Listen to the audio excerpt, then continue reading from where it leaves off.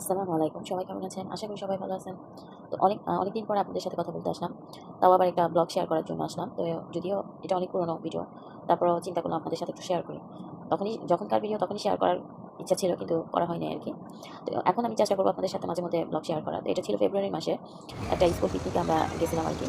তো তাদের মোট ৪ টা গাড়ি রিজার্ভ করছিল তারা। তো আমরা ২ নাম্বার বাসে করছিলাম।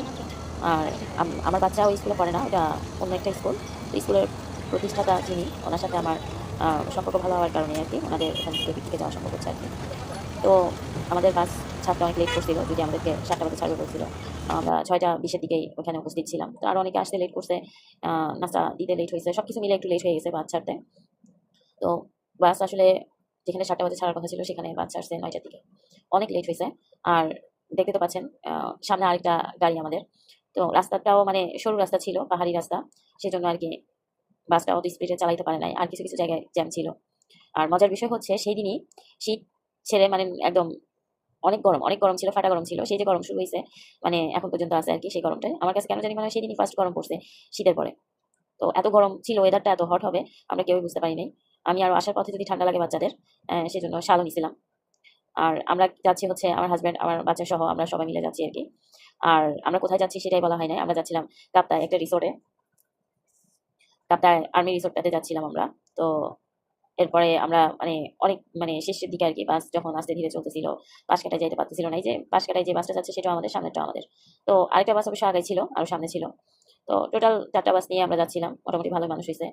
আর পাহাড়ি রাস্তায় আসলে চারপাশের ভিউটাই ছিল সবথেকে মানে দেখার মতো আরকি। তো আমরা কাপ্তাই লেকে যাচ্ছি না। এ এটা কাপ্তাই লেক সোর্স রিসোর্টটাতেই যাচ্ছি। আর আসলে সেদিন আমাদের এত বেশি লেট হয়ে গেছিল, এবং একই সাথে একই রিসোর্টে অনেক স্কুল থেকে, প্রায় ৪টা ৫টা স্কুল থেকে পিকনিকে আসছিল। তো মোটামুটি আমাদেরকে স্পট পেতে মানে সমস্যাই হয়েছে। ওদের ভালো যে স্পটগুলো ছিল, স্পট সব অন্যান্য স্কুলের ওরা আর কি ওরা দখল করে ফেলছিল। মানে দখল বলতে ওনারা আগে আসছে, ওনারা আগেই ওনাদের ব্যবস্থা করে ফেলছিল।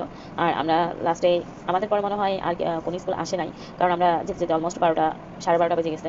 তো যে কারণে আসলেই আমাদেরকে ভালো কোনো স্পট দিতে পারে নাই, আমরা ভালো কোনো স্পট পাই নাই। তো এই যে ফার্স্টে আমরা এখানে নামবো মনে করছিলাম, এখানে পার্কিং এর জন্য রাখতে বলা হয়েছিল। তো এখানে পার্কিং এ আসলে জায়গা ছিল না, এত পরিমাণ বাস ছিল, মানে জায়গা ছিল না এখানে। পরে এখান থেকে আবার বাসটাকে সরাই ফেলা হয়েছে, আবার আরেকটু উপরে উঠা হয়েছিল, এখানে রাখা সম্ভব হয় নাই। একটা একটা বাস অবশ্য উপরে উঠে গেছিল, আমরা এখানে পার্কিং এর জন্য নামছিলাম, মনে করছিলাম স্পটটাতে নামতে হবে, পরে আমাদের কার উপরে উঠতে বলা হয়েছে। এই যে আমরা চলে আসছি, আমাদের 4টা বাস চলে আসছে। এবং আশেপাশে মোটামুটি এই যে অনেক বাস, এখানে সব বাসগুলো আমাদের না, 4টা বাসই আমাদের, বাকি সবগুলো অন্যান্য স্কুল। তো মোটামুটি চিটাগংয়ের কয়েকটা স্কুল। আমি তো চিটাগংয়ের বাসিন্দা, আপনারা হয়তো এটা জানেন না, তো বলি আমি চিটাগং থেকে ব্লগ করি, আমি চিটাগংয়ের বাসিন্দা।